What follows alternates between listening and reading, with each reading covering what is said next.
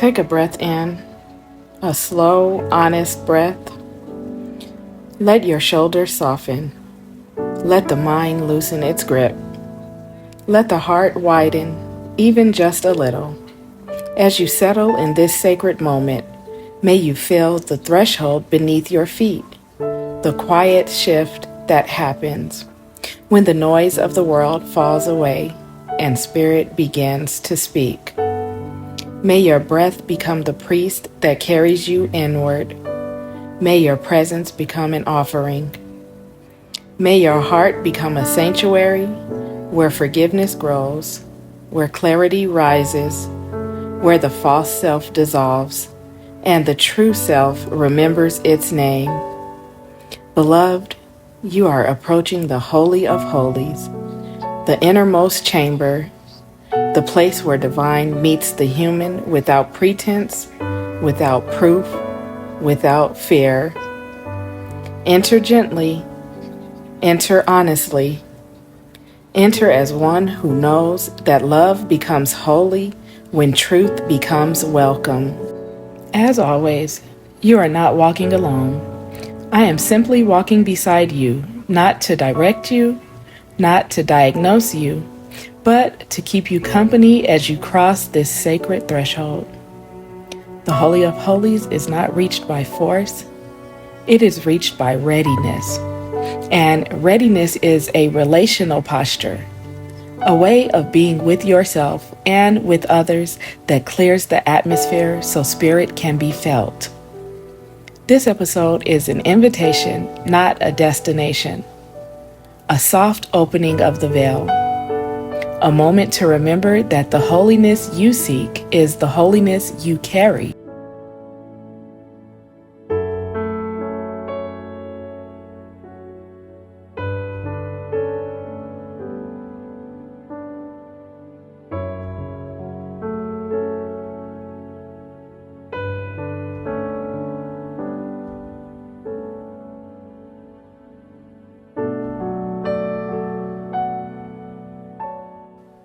In the ancient tabernacle, the Holy of Holies was not a space of conversation.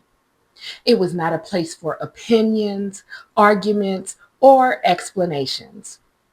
It was the place where everything unnecessary fell away because only truth could survive presence.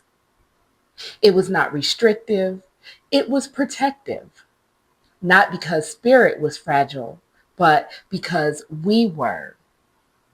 The atmosphere of the Holy of Holies demands alignment, not moral purity, but vibrational purity. Forgiveness over bitterness, humility over pride, honesty over pretense, reverence over rush. This is the spiritual world, the realm of pure being, pure truth, pure presence. And here is the part we often forget. There is only one Holy of Holies.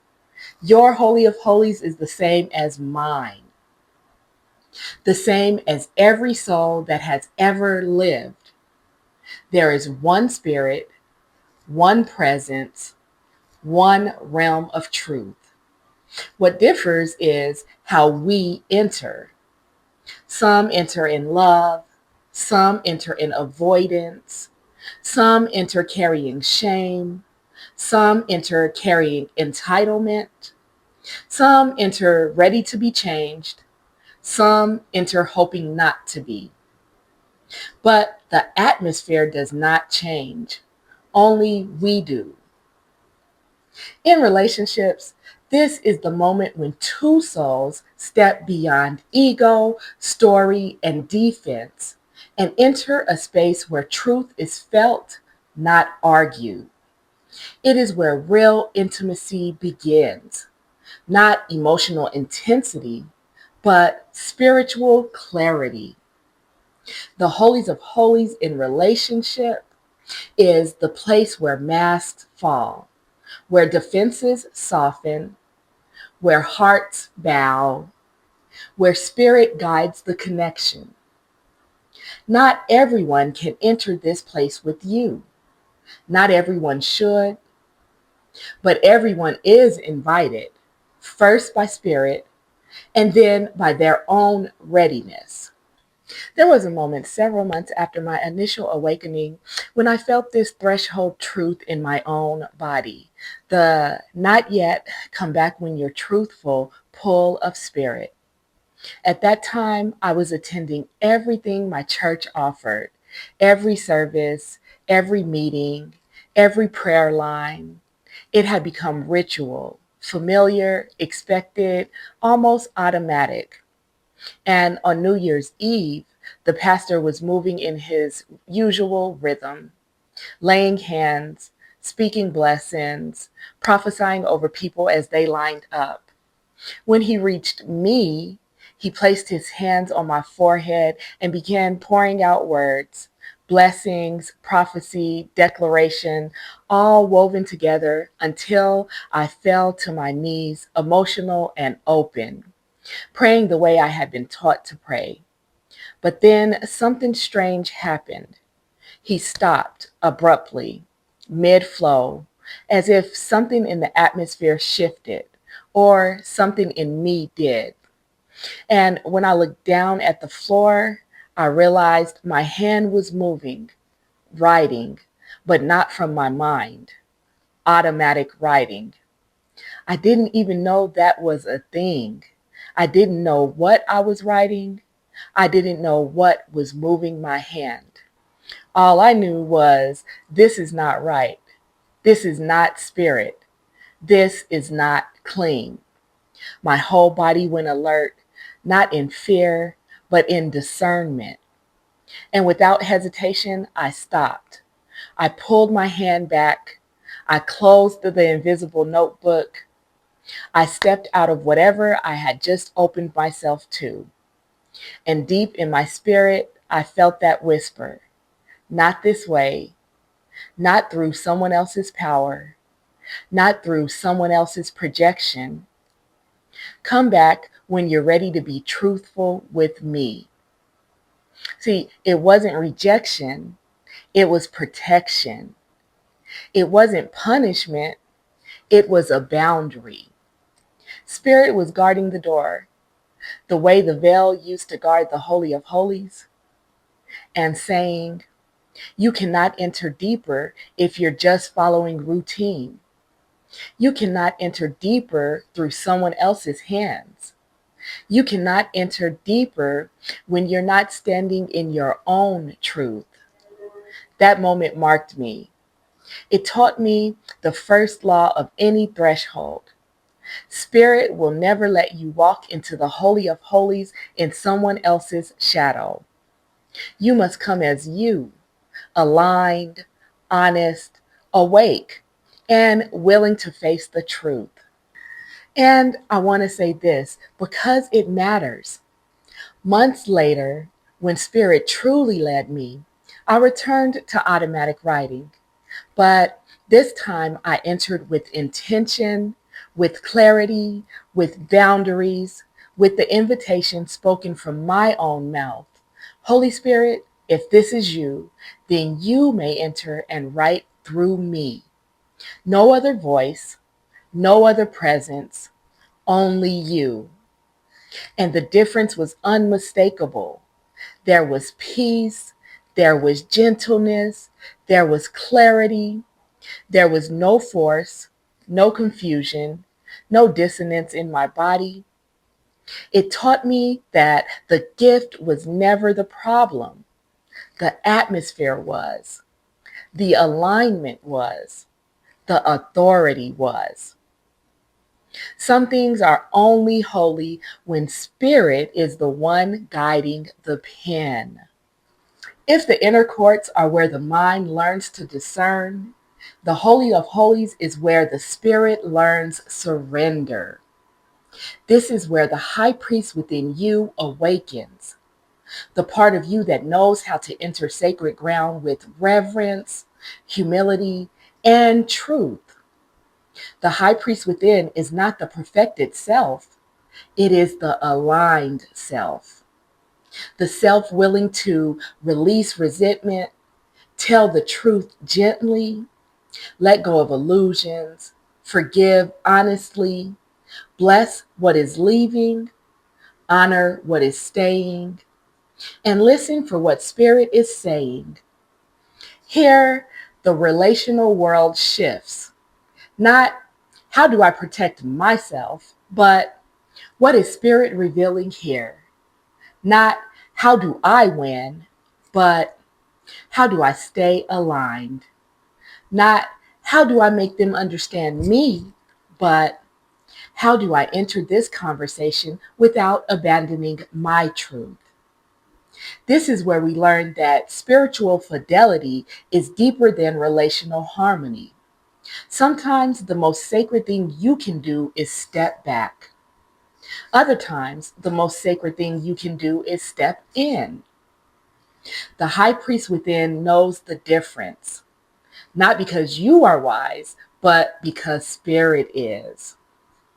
In this realm, relationships stop being battles and become mirrors, not to shame you, but to show you where Spirit is leading you next. There was a season in my life when a close family member was staying with us while they were getting back on their feet. I offered them a room, support, and a space to breathe. One night, I had a dream. And in the dream, I was sitting in meditation. Incense was rising like prayer. My breathing was steady. My spirit was quiet. My heart was open. Then this particular family member entered the room and waved their hands through the smoke, disrupting it, scattering it, interrupting what felt like worship. When I woke up, my phone was filled with alerts. Someone had withdrawn a large sum of money from my account, and it didn't take long to discover it was them. I felt everything at once: anger, betrayal, hurt, disappointment. Part of me wanted to shut the door forever. Get out. Don't call me. We're done. But Spirit met me quickly, not to excuse what happened, but to guide me. Because as soon as I sat with the emotions, a vision came. I saw this family member running. They were either running from fear, running from wounds, running from themselves, or maybe they could have been running to something that I don't know about.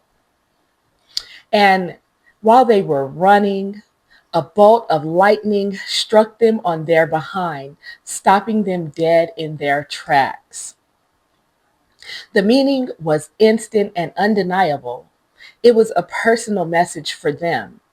But if I carried the offense, I could not deliver the message they needed. I had to forgive so clarity could flow through me.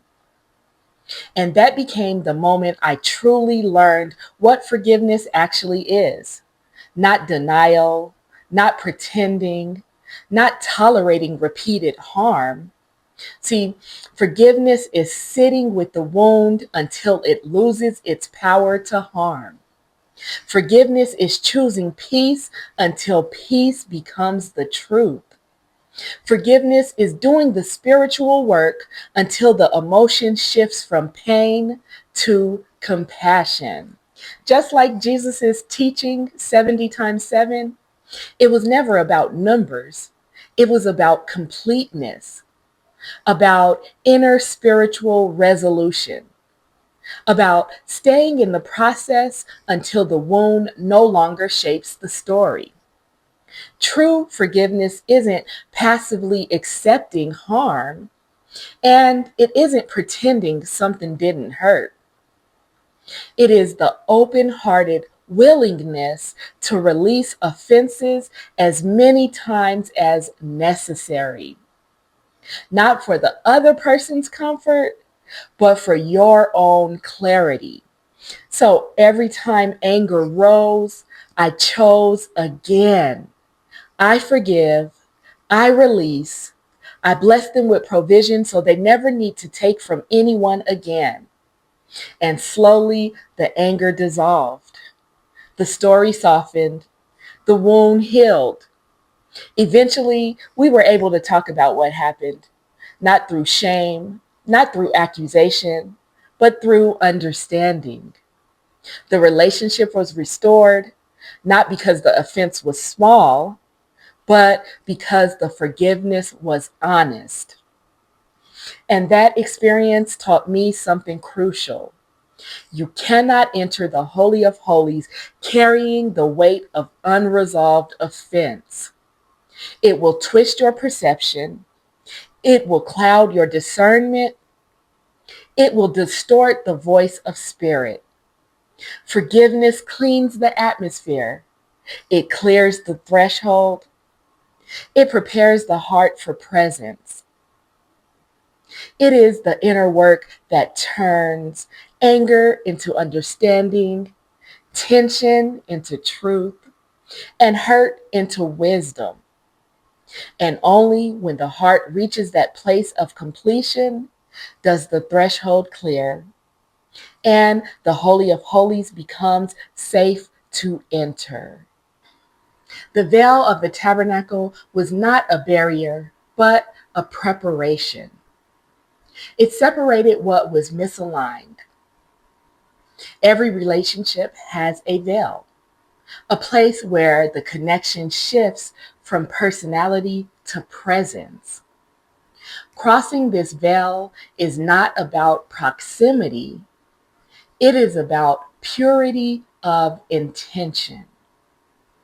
You cross the veil when you speak the truth without performing, you listen without defending, you stay present without controlling, you welcome clarity without fear, you choose love without losing yourself. This is the threshold where relationships transform. This is where you stop meeting the person at their story and begin meeting them at their soul. Here, Spirit reveals what can be reconciled, what must be redefined, what must be released, and what is ready to return to love. In this atmosphere, there is no manipulation, no pretense, no emotional currency, only truth, only presence, only the trembling beauty of two souls standing before Spirit and saying, I am willing to be real. There was another moment, quieter but just as defining, when I began to sense that two spirits were not aligned and could not walk deeper together. It was soon after my awakening. I was still disoriented, not in a chaotic way, but in that tender, trembling way where you know something in you has changed and the world hasn't caught up yet. I was attending one of our weekly mental health check-ins, sitting across from someone I trusted spiritually. We were talking about life, healing, choices, growth. And I said, almost casually, but from a place of deep knowing, everything is spiritual. The moment the words left my mouth, he gave me a look of confusion, even concern, as if I had just spoken a strange language. He shook his head and said, no, not everything is spiritual. And in that instant, something in me sank and something in me awakened even further because I wasn't announcing a belief. I was naming a truth I could finally feel with my whole being. It wasn't a debate. It wasn't a disagreement. It wasn't even an argument. It was divergence. Two paths quietly separating. Two worlds no longer speaking the same language. And I knew, not fully, but subtly, deeply, that we would eventually part ways. Because if a pastor, a guide, a shepherd cannot see spirit moving through everything, through breath, through thought, through emotion, through relationship, through healing, through pain, through dreams, through conflict, through awakening itself, then how can that path carry me deeper? How can someone guide you inward if they do not believe spirit inhabits the inward? How can someone walk with you to the veil if they don't believe the veil is everywhere? It wasn't judgment. It wasn't anger. It was simply recognition. We were not approaching the Holy of Holies from the same truth. And when two spirits are moving in different directions, you cannot force alignment. You cannot pretend agreement. You cannot shrink your truth to maintain connection. That moment was a threshold. One of the first times I realized that spiritual awakening will sometimes require letting go of the voices that once led you, not in rebellion, not in bitterness, but in devotion to the truth rising within you. Because to enter the Holy of Holies, your companions must be those who see spirit in everything, or else they will try to pull you back to a world your soul can no longer live in. As I kept walking my healing journey, somewhere between exhaustion and awakening, an inner landscape began to open. I don't know when exactly it started. There was no dramatic moment, no audible voice, just a quiet shift, like spirit turning my face towards something my soul had been trying to remember. Night after night, when my mind finally settled enough to breathe, I would find myself standing beside a river. Not a river I had ever visited in my waking life, but a place that felt ancient and impossibly gentle. A forest cathedral, light falling like blessing through the trees, the air thick with peace, and the river would speak, but not in words, in presence. I could feel Jesus there, not as a man beside me, not as a figure I could touch, but as the river itself, flowing, patient, endlessly receiving. He invited me, wordlessly, to release what I had been carrying. A small boat always waited on the shore. Every night I would kneel beside it and begin to stack my burdens into it like boxes. Fear, confusion, old wounds I didn't yet know how to name, expectations that weren't mine, disappointments I kept pretending didn't hurt. One by one, I placed them in the boat. There was no rush, no judgment, just the steady rhythm of release. And when the last burden was in, I would place my hands on the bow and gently push it into the river. The boat would drift slowly at first, spinning slightly as the water took it, then gliding forward until it became a speck in the distance, and finally disappeared beyond the bend. And every single time, peace would wash over me like breath returning. This became my nightly ritual, my sanctuary, my soft place to land, the clearing of my inner courts. Until one night, I arrived at the riverbed and there was nothing in my hands, no weight in my chest, no story pulling at me, no burden to place in the boat. I knelt there waiting, almost confused by the emptiness, until I realized the river had done its work.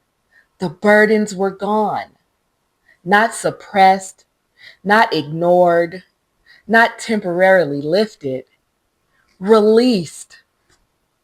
And in that moment, the entire forest felt like the Holy of Holies, quiet, clear, and expansive, because my own heart had become clear enough to enter.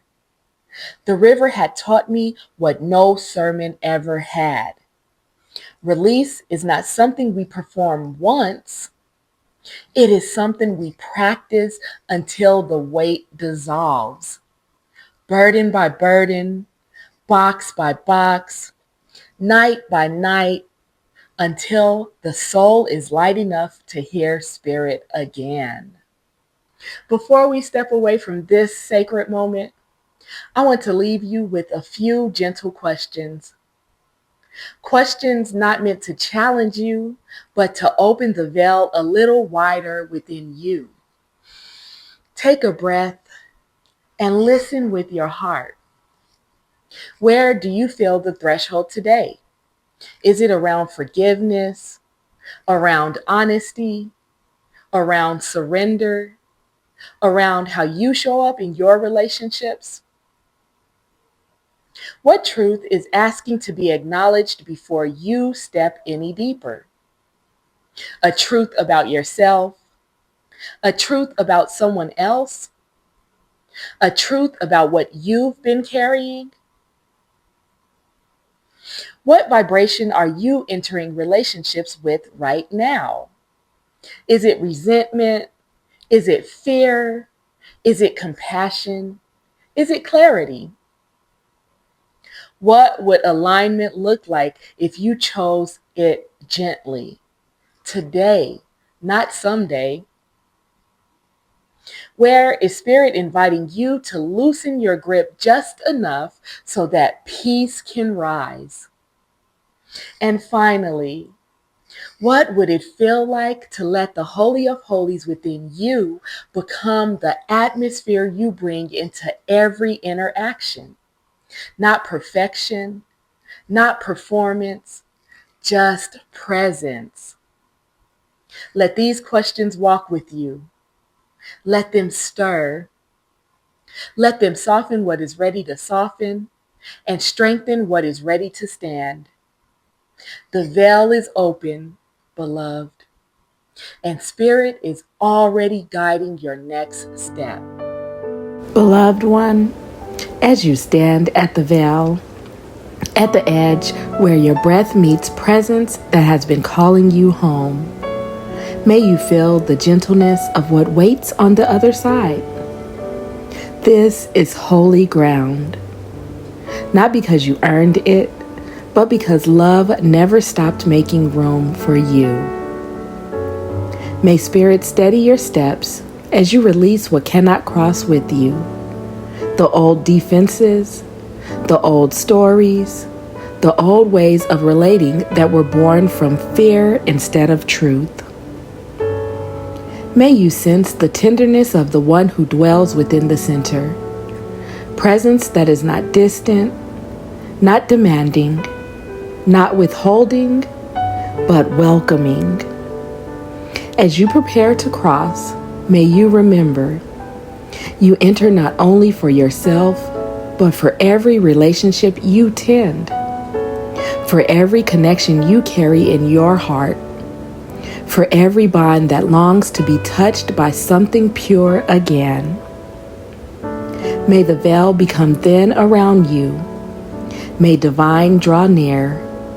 May your courage rise like incense before the altar. And may you be blessed with the knowing that you are safe to step forward, that the Holy of Holies does not expose you, but restores you. Go in reverence, go in courage, go in the peace of the one who meets you at the center of all things.